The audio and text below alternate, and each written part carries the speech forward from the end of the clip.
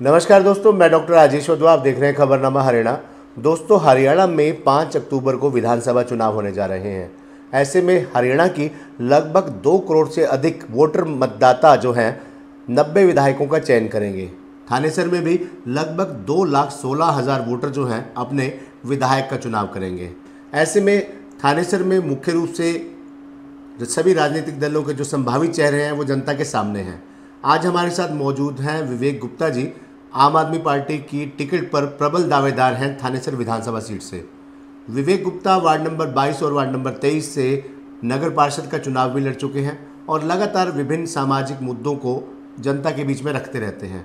अब इन्होंने आम आदमी पार्टी पर अपनी दावेदारी ठोकी है विधानसभा चुनाव में। आज हम इनसे जानेंगे कि किस प्रकार एक उद्योगपति जो है राजनीति में क्यों आना चाहता है और क्या किन मुद्दों के साथ जो है राजनीति में आने की तैयारी में है। नमस्कार विवेक जी। नमस्कार। विवेक जी, सबसे पहले मैं जानना चाहूँगा कि आप 2 बार चुनाव लड़ चुके हैं एमसी का और आप बिजनेस जगह से जुड़े हैं, बिजनेसमैन हैं। राजनीति में आने की क्या वजह रही? राजनीति में आने की वजह राजेश जी मेरी ये रही, जो भ्रष्टाचार का मुद्दा लेकर सरकार चली थी जी, बिजनेस को लेकर उठाने की चली थी, वो सारे फेल होते जा रहे हैं। भ्रष्टाचार दिन प्रतिदिन 10 गुना हो चुका है, बिजनेस ठप होते जा रहे हैं और कोई इस मुद्दे को उठाना नहीं चाह रहा। और उस चीज़ को देखते हुए मैं राजनीति में तो राजनीति में पार्टी और भी थी, क्योंकि आजकल मुख्य राजनीतिक जो दल हैं भारतीय जनता पार्टी और कांग्रेस है। मुझे लगता है विधानसभा चुनाव में भी इनमें ही मुकाबला देखने को मिलेगा। तो आम आदमी पार्टी में शामिल होने की क्या वजह रही? कांग्रेस भाजपा में भी जा सकते हैं। पहले शुरू से मैं केजरीवाल जी का वो रहा हूँ, परंतु बिजनेस की वजह से कह लो और परिस्थितियाँ कह लो, मैं उधर नहीं उतर पाया था। सुशील गुप्ता जी के एमपी के इलेक्शन से मैं उनके साथ हूँ, उनके इलेक्शन में पूरा बढ़ चढ़ के भाग लिया था।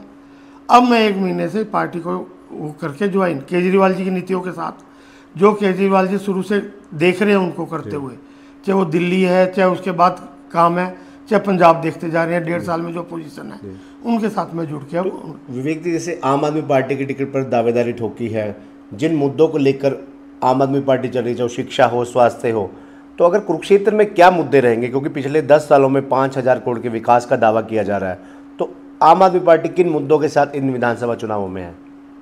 यही जो 5,000 करोड़ का दावा किया जा रहा है, आप 1,000 करोड़ रुपया शहर में लगा दो, अगर चांदी की सड़कें ना बन जाए तो जिम्मेवार है। मतलब आप मानते हैं कि वो कहीं ना कहीं यहाँ भी भ्रष्टाचार पूरा, एक गली शहर की कोई उठा के देख लो, 2 मेन सड़कों को देख के, वो भी किस कारण बनी, कैसे बनी, कुछ नहीं कह सकते।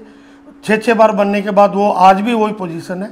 और शहर की एक गली, एक सिंगल गली आप उठा के दिखा दोगे ये सही बनी है, हम जिम्मेवार हैं। और ये सुना जाता है कि वो गलियाँ 4-5 बार उनके टेंडर होकर पैसे उठाए जा चुके। विवेक जी, आपने गलियों की बात की, कहीं ऐसा नहीं लगता कि हमारे शहर का एक दुर्भाग्य ही कहें कि कोई भी नेता हो, बात हमेशा सड़कों पर आकर ही शुरू होती है, सड़कों पे खत्म हो जाती है, जबकि बेरोजगारी और नशा कितना बड़ा मुद्दा, उन पर बात नहीं करता। मैं जिस नशे को लेके एमसी के इलेक्शन लड़ा था, मैं वहाँ फेल हो गया था जी, क्योंकि उस बस्ती वालों ने मेरे को वोट नहीं दी।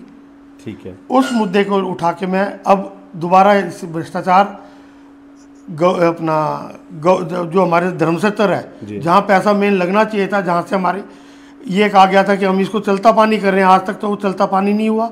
सारे ब्रह्म सरोवर की हालत बेकार है, शिक्षा स्कूल बंद होते जा रहे हैं, बच्चे प्राइवेट की तरफ धक्के खाने को मजबूर हैं, माँ बाप उनको बेचारों को धक्के, उनको फीस पे फीस की बढ़ोतरी होती जा रही है और चिकित्सा का तो नाम खत्म ही है, सारे प्राइवेट सेक्टर में जाता जा रहा है।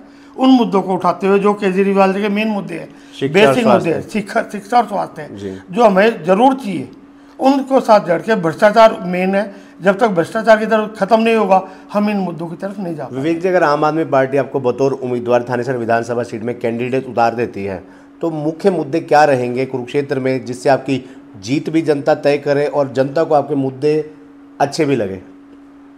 जैसे आपने शिक्षा और स्वास्थ्य तो मेन चिकित्सा जी, जो हमारे हॉस्पिटलों की हालत है जी, चाहे वो छोटे हमारे पीएससी सेंटर हो या एलएनजेपी वगैरह हो, बड़ा हॉस्पिटल, इसको अपग्रेड।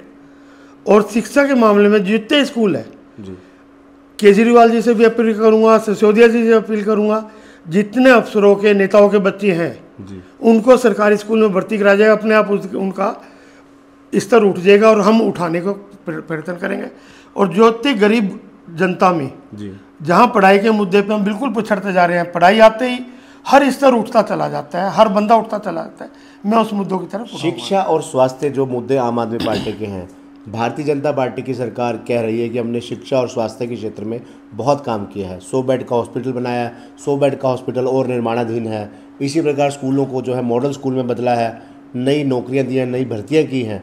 शिक्षा और स्वास्थ्य के अलावा, क्योंकि आप उनके खिलाफ कर रहे हैं, वो अपने पक्ष कर रहे हैं, शिक्षा और स्वास्थ्य के अलावा और क्या मुद्दे हैं, कुरुक्षेत्र की क्या समस्याएं हैं आपको लगता है इन पर काम करना बहुत जरूरी है? भ्रष्टाचार है जो मेन, हमारी सड़कें हैं जहाँ से हम निकलते हैं। कल बारिश हुई है जी, आप आज बारिश हुई है, कल और आज एक गली में अगर 1-1 फुट पानी ना खड़ा हो, जल भराव की समस्या, कोई सीवर नहीं देख रहा, कोई पानी निकासी की वो नहीं देख रहा। ब्रह्म सरोवर पे जाके देख लो, चारों तरफ से यात्री इतने आते हैं, एक यात्री खुश होकर जाता हो तो हम वो कर सकते हैं। विवेक जी, ये लगता है कि जैसे चुनाव बिल्कुल ऐन वक्त पर आ चुके हैं, कल 5 तारीख है और कल से नॉमिनेशन की प्रक्रिया भी शुरू हो चुकी है। हालांकि अभी तक किसी भी राजनीतिक दल ने अपने उम्मीदवार घोषित नहीं किए सिवाय इनेलो बसपा गठबंधन के। तो ऐसे में अब आपने पूरी एक पुख्ता दावेदारी ठोकी है आम आदमी पार्टी की टिकट पर। सेम इसी टाइम जो है आम आदमी पार्टी और कांग्रेस के गठबंधन की बात भी चल रही है कि शायद उनका गठबंधन कभी भी घोषणा हो सकती है आधिकारिक रूप से। तो अगर वो गठबंधन हो जाता है और थानेसर की सीट जो है कांग्रेस के खाते में आती है, क्योंकि कांग्रेस के कद्दावर नेता पूर्व मंत्री अशोक अरोड़ा हैं, उन्हीं का नाम इस टिकट पर जो है सबसे पहला और आखिरी नाम ही माना जा रहा है। तो ऐसे में अगर अशोक अरोड़ा उस गठबंधन के कैंडिडेट होते हैं तो क्या आप उनका साथ देंगे, कांग्रेस के साथ चलेंगे कंधे से कंधा मिलाकर? क्योंकि ये हाई कमान का वो है जी जी, वो क्या फैसला लेती है, कैसे हमने आगे बढ़ना है। आज या 5 साल बाद जैसे हर स्टेट में हम आते जा रहे हैं जी, अगर हाईकमान फैसला लेकर अशोक जी को टिकट देती है जी, हम ये था कि भ्रष्टाचार कम करेंगे अशोक जी के साथ मिलके। अब भी अशोक जी के साथ है, फिर भी आगे हम अशोक जी का पूरा समर्थन देंगे। अशोक जी से लड़के भिड़ के प्यार से हम उस अपने मुद्दों को आगे उठाएंगे और जो जैसा हाईकमान वो करेंगे हम उनके साथ हैं। कुरुक्षेत्र की जनता को खबरनामा हरियाणा चैनल के माध्यम से कोई मैसेज देना चाहें, संदेश देना चाहें, अपील करना चाहें तो क्या कहेंगे? अगर कहीं हाईकमान हमारी केजरीवाल पार्टी, आम आदमी पार्टी हमें मेरे को टिकट देती है, हम इलेक्शन लड़ते हैं, जो ये मुद्दे मैंने बताए इसके सबसे आगे सबसे पहला मैं वो होऊंगा भ्रष्टाचार, शिक्षा, बेरोजगारी और नशा और अपना सड़कें। चलिए, धन्यवाद हमारे साथ बातचीत करने के लिए। तो ये थे हमारे साथ विवेक गुप्ता, जिन्होंने आम आदमी पार्टी की टिकट पर थानेसर से अपनी पुख्ता दावेदारी पेश की है।